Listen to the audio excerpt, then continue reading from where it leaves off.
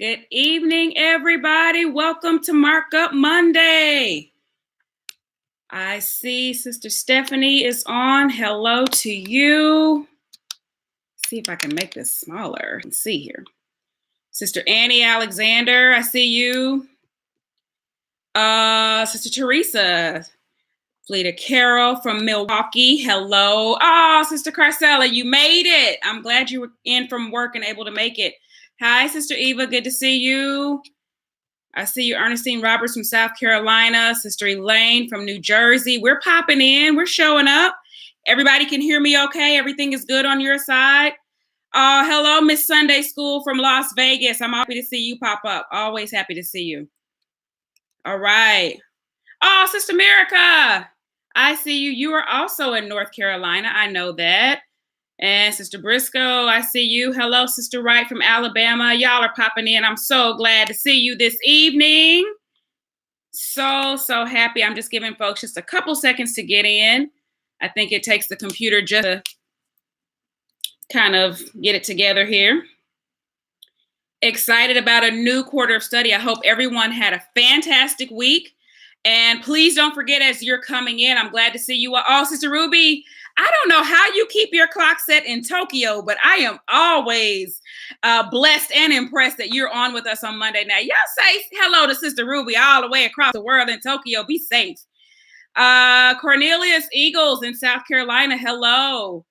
Sister Sylvia, Moberly, Missouri. Hello, Sister Mitchell. I see you. Sister Dent, I see you in Alabama as well. Glad to have everybody on.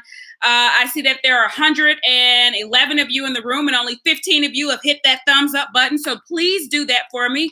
Make sure that you give me just a thumbs up like. Let us know that Markup Monday is something that you're enjoying. It also does help with the YouTube reviews. So thank you for it. There you go. Thank you. I see those likes going up and I appreciate it. One more thing that I'm not great about mentioning, but some of you have figured it out. There's a little $sign at the bottom. There is no charge for Markup Monday. But if you are ever led to be a blessing to this ministry, this is a tax-deductible ministry, and you can do that. And that little $sign down below will help you to be part of the super chat. You're welcome to use it. We'll just keep having a good time together. 132 of you are in. We're going to get started. If this is your first time, we welcome you to Markup Monday. This is our preview of the Sunday school lesson for this coming Sunday. And we are not expecting anyone to be Bible scholars. We come here just to read and preview the lesson. And all we're going to do is go verse by verse and just see what naturally jumps out. I hope that you got the free template, the download. Most of you, if you're signed up on email, you got it early this morning. Otherwise, there's a link on my Facebook page. Thank you, Sister Parker. Thank you for being a blessing to us tonight. But you got that template either emailed or maybe you saw it on Facebook. And if you didn't get it emailed and you want to join the cool club, then I need you to go to thatsundayschoolgirl.com. And there's a space right on the homepage for you to enter your email address so that you can be added. I'll update every week for the following Monday. So you missed this one, but I can get you on for next Monday. So this week, we are in a new quarter of study. Can anybody tell me what the new title is for this quarter of study? And this is a great review. If you have someone who maybe didn't order their books on time, be sure to share this Markup Monday with others who may not have gotten their books on time. That's not us, though. But yes, so we're in a new quarter. We're going to be talking about what? We're going to be talking about justice. That's what we're going to be talking about. So Old Testament is where we're going, and it should be a good study for us. God requires justice. I see you all. God requires justice. That is our theme for this quarter.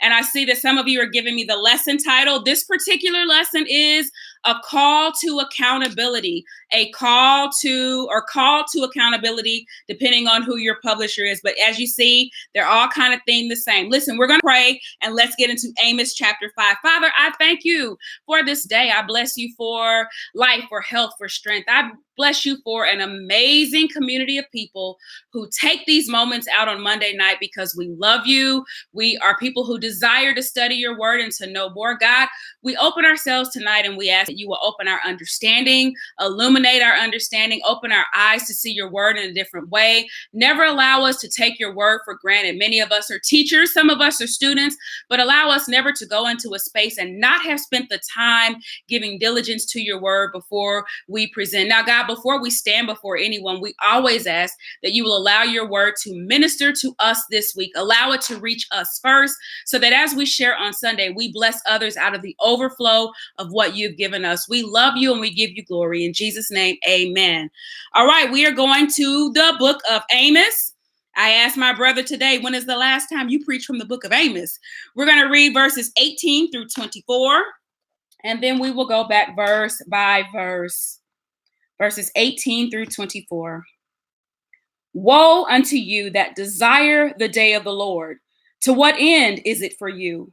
The day of the Lord is darkness and not light, as if a man did flee from a lion and a bear did meet him, or went into a house and leaned his hand on the wall and a serpent bit him. Shall not the day of the Lord be darkness and not light, even very dark and no brightness in it? I despise your feast days, and I will not smell in your solemn assemblies. Though ye offer me burnt offerings and your meat offerings, I will not accept them, neither will I regard the peace offerings of your fat beasts. Take thou away from me the noise of thy songs, for I will not hear the melody of thy viols. But let judgment run as waters, let judgment run down as waters, and righteousness as a mighty stream. That is our lesson for this week. Before we just jump into verse 18, Sister Maddie, I see that while I was reading, you were a blessing to the ministry. Thank you so much for that.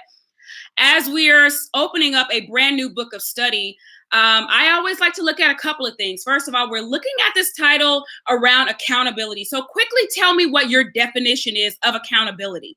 What do you believe accountability is? And maybe you've already looked it up. What is accountability for you? What is accountability? I see you, Sister Deborah, from my hometown of Kansas City. What is accountability for you? And I'm watching for your answers. For me, accountability is knowing, yes, I see you popping in, you're owning up. It's your actions, knowing that you're trustworthy, responsible. Sister Vivian says responsibility. It was Sister Carlene that says owning up. I love that. I see lots of you saying responsible. Sister Jennifer, Sister Eva, Courtney Briscoe says absolutely responsible to someone else. In other words, we can very clearly see that we don't get to just do what we want to do and measure by our own measuring stick, but we're holding ourselves responsible. Sister Bernadette, I like that. Admitting when you've made a mistake. And I see responsible, owning your actions. Sister Georgia Gordon says being dependable. So we're all agreeing that we understand what it means to be accountable. And we need to kind of keep that in mind as we go down and figure out why the publishers put that with this lesson. There's something that we're supposed to pick up in here. Absolutely. I see somebody saying being vulnerable to others. That is huge, Sister Ruthie. I like the way you push us there. Oh, Sister Pamela, I love that too. Manning up, womaning up. Yes, so it means an obligation. I see lots happening here. Sister Susan Blackman, thank you so much for your confidence and your support of this ministry. Sister Stewart Bailey says, doing what is right without being micromanaged. That is incredible. So we're going to see all of that in this lesson, and we're looking at the book of Amos. So let's just say Old Testament, and we know that there are divisions of our Bible. So what division does Amos fall in? That's important before you jump into anything, especially if you're a teacher. Lay some foundation since we're in a new place. Sister Jackie, I'm glad you made it on. I've had some tech difficulties too. My printer is sitting right here and it's just being ugly. It's just not playing nice. So I'm reading off a screen tonight. Sister Yolanda, thank you. Keep it up. Oh, you pray for me and I work to do my assignment. I appreciate you for always supporting me. We're looking forward to your project coming out. Okay, yes. It is in the prophets. It is the prophets, and I see many of you saying Old Testament prophets. And Sister Ruthie and Sister Courtney have pointed out that Amos is a minor prophet. So we have major and minor prophets in the Old Testament. But just because he's a minor prophet, I always say this: minor prophets had major messages. So as you lay out remember that what we're doing on Markup Monday is creating your study plan for the week. So since we're in a new space, in a new book, we know this is a minor prophet.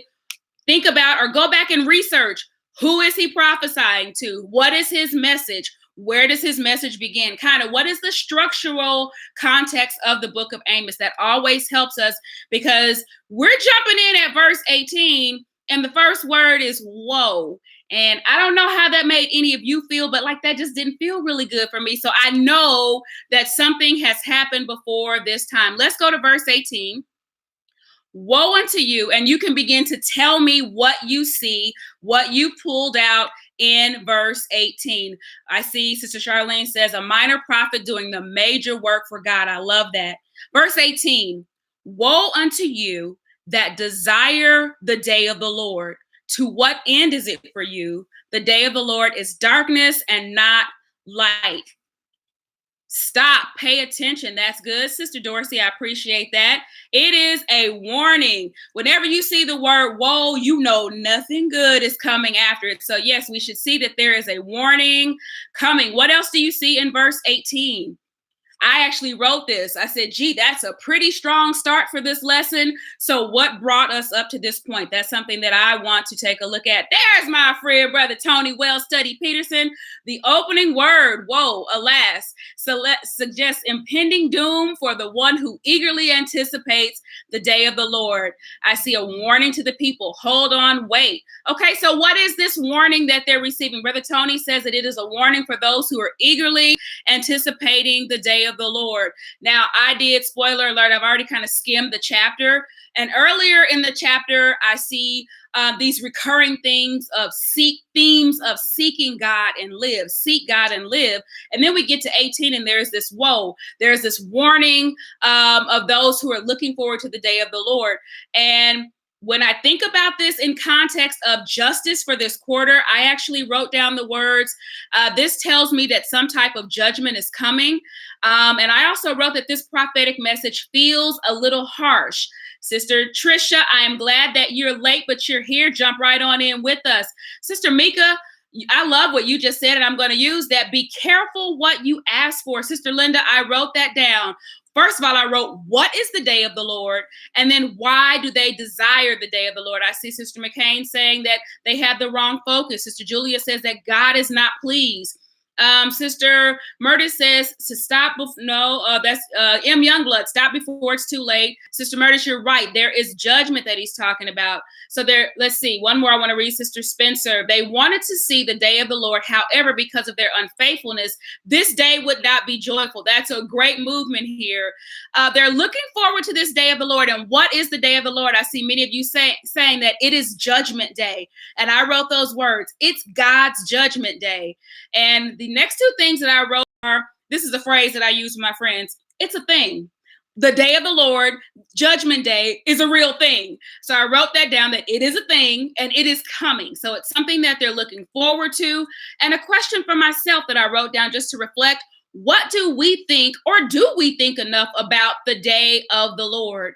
And I also put a note in here to myself about how do you and I wait on the day of the Lord? What are we doing in this time that we have as we anticipate this thing that is coming, this Judgment Day that is coming? He's saying that it's not going to be good for you. He sees what you're doing while you're waiting, Sister Terry. You and I are on the same page for that. BJ Dickens says, asking, seeking, and knocking for what is not understood concerning the day of the Lord. Okay, I can understand that. Sis Miss Sunday School says, know that every one of us is responsible to God. But he's saying, whoa, you're looking for this day of the Lord. Oh, goodness, am I teaching? I'm just explaining what I see. You're looking for this day of the Lord. And I already saw somebody say that it's not what you think. It is not what you think it's going to be. So I wrote down, we have a misunderstanding. And I'm kind of interested in what they thought it was going to be. What did you think it was going to be? And apparently they understand that it's going to be a big party or a high time. And Sister Ann, great question. Will you be ready? Sister Pamela, Sister Yvette, I see you're using being prepared. I love that. Are we ready, Unity Milner? Absolutely. How are we waiting on the day of the Lord? And he says it's not going to be what you think. You know, you're out here waiting on this, but it's going to be a day of judgment. It's darkness. It's not light. So if you're waiting on this, you want to make sure that you're prepared. And I love the words that you are using. Are you really ready? Let's go to verse 19. Start telling me what you see in verse 19, because, oh, I'm already tempted. I feel like I'm teaching, and that's not what we're doing on Markup Monday. Stay focused, Waynell. Verse 19, as if a man did flee from a lion and a bear met him, or went into the house and leaned his hand on the wall and a serpent bit him. So it looks to me like he's using a story here. He's trying to explain, I'm telling you it's going to be bad, but let me just tell you how bad it's really going to be. Sister Spencer, absolutely. Verse 9 has two very dark illustrations. The first one is running from a bear, and I wrote, that's bad. And running from a lion, I'm sorry, and I wrote, that's bad. And you meet a bear, and I wrote, that's worse. And I actually wrote the words, this is actually a disaster. The second very dark illustration is going into a house, putting your hand on a wall, and being bit by a serpent. Let me see what you're saying. You cannot run from judgment. I thank you, Sister Julia. Miss Sunday School says we cannot get away from God. Absolutely. Sister Dorsey, you're put into the fire. Yes, Unity Milner, you and I said the same thing. This went from bad to worse. So it is worse than you can even imagine. Verse 19, I said the Lord's day is not a big party or a picnic. He's mentioning darkness and complete disaster. Those were the two words that for me summarized verse 19, darkness and deep disaster, complete disaster. You run from danger into danger. You can run, but you can't hide. There is no escaping judgment. I love this. Let's go to verse 20. Start telling me about verse 20. Shall not the day of the Lord be darkness and not light, even very dark and no brightness in it? So he goes on and he's continuing to describe the day of the Lord. It's all those things that you all have said. It is running into danger. There's harm in store, Sister Vanessa. The Lord's visit is sure, Sister Spencer. I love that. The Lord's visit is sure. And I just wrote the day of the Lord will be darkness. And what do we learn about darkness, or how do we feel about darkness is my reflective question. Like, why is that imagery used over and over? But there's nothing bright or exciting in a way if you're not prepared about it. The Lord's visit is sure. I see that there is no hope for evildoers, Sister Michelle. Thank you. Let's see here. End time prophecy. I see what you all are saying. Everyone will not go. The Lord dwelled in darkness. That's Sister Dorsey. You're right about that. And I told y'all before I did a message called God in the Darkness once. So I often, when I see darkness in scripture, like my mind goes to all the places that God has been present in darkness. And I think we saw that even last quarter. If you're not present, you'll only see darkness. I see you, Sister Briscoe. There's never peace until we confess our wayward ways, says Miss Sunday School. And we should be light. Let's move to verse 21. Verse 21, I despise your feast days, and I will not smell your solemn assemblies. I'm going to read 21, 22, and 23 together. Though ye offer me burnt offerings and your meat offerings, I will not accept them, neither will I regard the peace offerings of your fat beasts. Take thou away from me the noise of thy songs, for I will not hear the melody of thy viols. I'm going to have to say that word 100 times. Okay, let's see what you see in verses 21 through 23. And I grouped those together. First of all, for me, the language is strong. And I literally, thank you, Sister Eva. Let me read what you're saying first before I tell you what I said. Strong displeasure and rejection. God is not pleased with rituals, but he wants you to reflect. I love that. Not rituals, but reflections. That's powerful. I actually wrote not actions, not activities, but accountability. So I love what you're saying. What you're offering is not acceptable. God is not pleased with the ways of his people. He's rejecting the offering due to unrepentant sin. I see you, Sister Miles. Excellent Sunday school teacher. All of this, Sister Deborah Tompkins, is unacceptable to God. I see you, Brother Tony. You give us a reference from Isaiah. Thank you for that. Sister Spencer also gives us verse 21. The Lord says that he does not want the motion or show. He needs true worshipers. So you're right, Sister Parker. I actually use those words.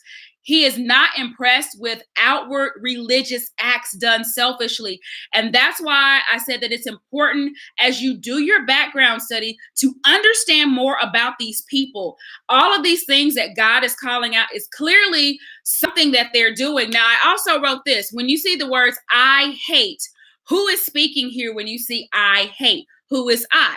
Because we know that Amos is the voice, but who is actually speaking? And make that connection for your students. This is a prophet. So he is the mouthpiece of God. Remember that and make that clear for students who may not be as advanced in understanding the language of the writing of the prophets. So I see what you're saying, not rituals, but love for others. Hello, Sister O'Neill. We see you're here. God is not pleased. I love that. God is speaking. Absolutely. It is the Lord speaking. These are the things that he hates. He doesn't like them. The language is strong. Pay attention to that. Look, I underlined these words. I hate.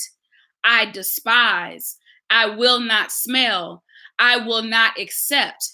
I will not regard. I will not hear. I will not hear. I won't listen to you. These are the things that I wrote down. And all of that is very strong for me. I guess I'll save that part right there because that's teaching. I'll say what I did right there for the video. Not telling you that right there. Let me see what you're saying. Hello, Sister McDonald in my state of Texas. Obedience is better than sacrifice. Absolutely. So I don't remember who said it, but we see lots of outward things. And for some reason, they seem to be satisfied with these outward things, but God is not. So do some exploring in there. Think about what that means. Why has God rejected these things? And these are, what does God want? Instead of these things, if he's rejecting something, then he's going to tell us what he wants. And that leads us to verse 24. Before I go there, let's see. Traditional religion, no godly worship, fake worship. He hates it, Sister Lambert, and he does. Oh, I'm so tempted to teach because you all are saying good stuff. Sister Spencer, no hypocritical praise. He needs true worshipers. Brother Marshall, God is disturbed by their worship because it's not real. And go ahead and take that nugget from Brother Marshall and put in your notes the difference between worshiping God truly and the show. That's a whole discussion for your class. Thank you for Brother John on that. God knows our hearts. Let's see. Let's go. Sister Crystal Stotts, I see you in the state of Missouri, actually, Kansas City. God was offended by their religious ceremonialism, disconnected from the heart and justice toward one another. Again, that is powerful, and that's what you got to pay attention to. It is the background. It is about knowing these people that's going to help you make the biggest connection as to why God, as the young people say, God snapped on these people. You're going to see why God just snaps on them because of the way that they're living. So pay attention to lifestyle in this particular text. Verse 24 is our final. When you see the word but, you know something's going to be different on the other side. So they have all of their things, all of their rituals, all their ceremony, all their stuff, but that's not what God wants. When you see the word but, just know something different is coming on the other side. God is not impressed with their living. Here's what God is impressed with. Thank you, Sister Eva. I put, instead of all of that stuff, instead of everything that you've been doing, live like you talk about, Sister Faye. Absolutely. He's holding them accountable. There's our title word, Sister Jennifer. He's holding them accountable for their actions. The worship of God is not in their hearts. In verse 24, God has had enough. Yes, Sister Dorsey, he just wants justice. Oh, yes. Okay. I was about to teach. Let me not say that. That was teaching. What I was about to say, that was teaching. I wrote down, let is a command.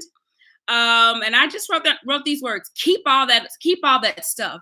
Here's what I want to happen. They've done all these other things. They did what was important to them. Now here's what's important to God. There are two things that he calls out. Let judgment run and righteousness run. These two things are what should be running through you all. So I wrote down judgment. What is judgment? What is different about God's judgment? Why is it necessary? That's what I want to study and reflect on. And I put the same for righteousness. What is righteousness? And why is it necessary? And then the last thing that I wrote down, let me see what you're saying. Sister Yvette, goodness can flow. And that word flow is kind of where my last comments appear. Putting their feet to the fire, but that flow, and there are two flows that we see in here, and I wrote these down. There's imagery that we see with water running, and then there's this imagery of a mighty stream. And because you use the word flow, Sister Yvette, I wrote those words because the flow is very different in those things, and I want to compare why that language was used. Yes, he is pulling the cover off. Absolutely. Let's see here. Let justice and righteousness run. And yes, I agree, Julie Boyce. This lesson is going to be interesting in churches this week. And we're coming up on our time, but I will say this. I was talking to a friend today, actually my superintendent, and I said, the Old Testament is not something that you just pick up and create a story about. When we hit Old Testament, like, get your shovels out for real, because we're going to have to dig. Our background is going to be important. Don't forget your daily readings, because it's going to pull these pieces together really nicely for us. And Brother Tony, you're absolutely right. The prophecy that's in here, the word from the Lord, is as important today as it was then. So enjoy your study this week. I am so happy to have had 326 of you online with me. Hold on, we're going to take that picture for the Instagram and Facebook folks. There it was. Now you're going to be on with me. Everybody will see your names. Thank you so much for being here. Thank you for studying with me. Y'all are the best study group in the world. I appreciate you for pushing me. And I love it because even after Markup Monday, I still get comments on the video. So if you're watching the replay, yes, give us your thoughts. And I appreciate those of you who even inbox me other notes and other tidbits that you found. And thank you for pushing me inside of our studies. We're all learning together. Everybody have a good week studying. And yes, I'll be back later this week with the review video. Don't forget, if you need to sign up for the emails, to visit thatsundayschoolgirl.com. I'll see you guys later this week. I love you. Bye.